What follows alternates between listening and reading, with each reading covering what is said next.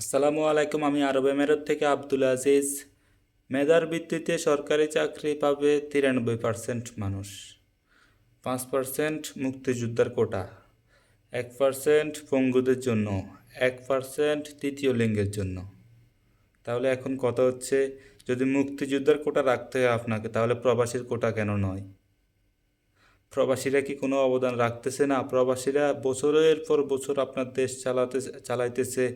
প্রবাসীরা হিসেবে সবচেয়ে বেশি অবদান রাখতেছে কে? প্রবাসীরা, আপনার অর্থনীতির চাকা সচল রাখতে। তো তাহলে প্রবাসীদের কোটা কই? হ্যাঁ, যদি মুক্তিযুদ্ধের কোটা রাখতে হয় তাহলে প্রবাসীদেরকেও কোটা দিতে হবে, আমাদের জন্য কোটা রাখতে হবে। না হলে এটা আমরা মানি না। আপনি হয় মুক্তিযুদ্ধের কোটা বাতিল করে দেন পুরোপুরিভাবে, আর যদি রাখতে হয় তাহলে এখান থেকে প্রবাসীদেরকেও ভাগ দিতে হবে, সোজা কথা।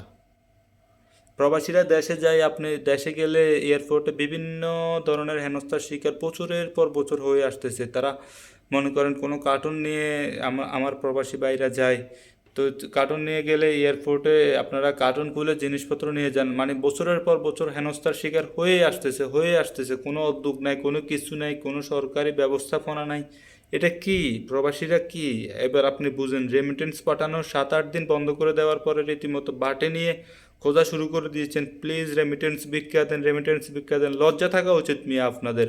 প্রবাসীদের জন্য কোনো উদ্যোগ তো নেননি। এখন যখন রেমিটেন্স বন্ধ করে দিয়েছে কয়েকদিন, এখন খোঁজা শুরু করে দিয়েছেন, রেমিটেন্স পাঠান বেটারা। প্রবাসীদের জন্য কোনো উদ্যোগ নেই, প্রবাসীদেরকে সন্তুষ্ট কর, শুধু নিজেরাই ভোগ করে যাইতেছে। প্রবাসীরা রেমিটেন্স পাঠাবে, আমার দেশের অর্থনীতির চাকা সচল থাকবে, বাস এটাই। প্রবাসীদের জন্য কোনো ব্যবস্থা নেওয়া লাগবে না।